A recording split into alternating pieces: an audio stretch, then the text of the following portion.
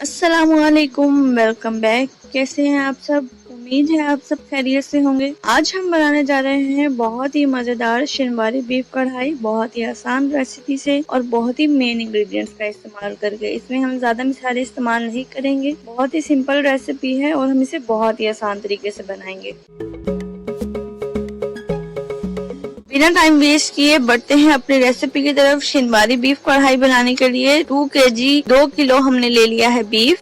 3 अदद हमने ले लिए हैं बड़ी प्याज और उन्हें बारीक काट लिया है। 4 अदद हमने लिए हैं टमाटर और टमाटर का छिलका उतार कर टमाटर को भी हमने बारीक काट लिया है। 11 से 12 जबे हमने लिए हैं लहसुन के। कढ़ाई या देगची में हम बीफ और तमाम मसालों को ऐड करेंगे। 1 प्याली हमने ले लिया है पानी। आधी प्याली हम ऐड करेंगे ऑयल।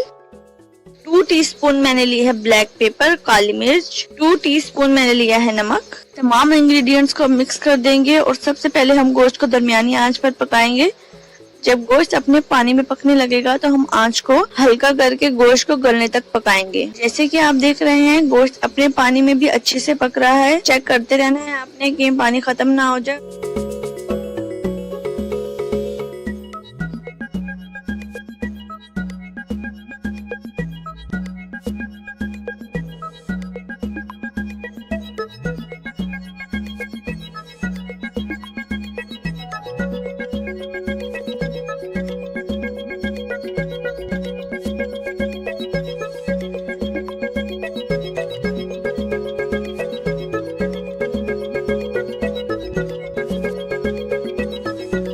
जैसे कि आप देख रहे हैं 45 मिनट हल्की आंच पर पकाने के बाद गोश्त ठीक से गल चुका है। अब हम इसमें आधी प्याली दही की ऐड करेंगे और 1 से 2 मिनट के लिए गोश्त को ठीक से भून लेंगे।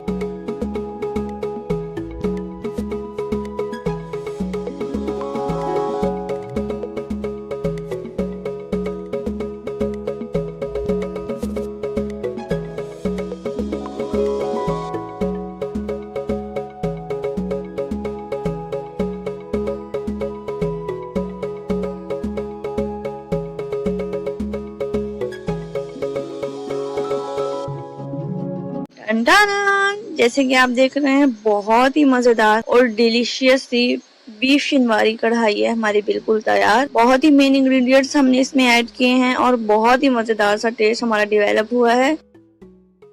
आपने इसे घर में जरूर ट्राई करना है और कमेंट में अपना फीडबैक जरूर देना है कि आपको रेसिपी कैसी लगी।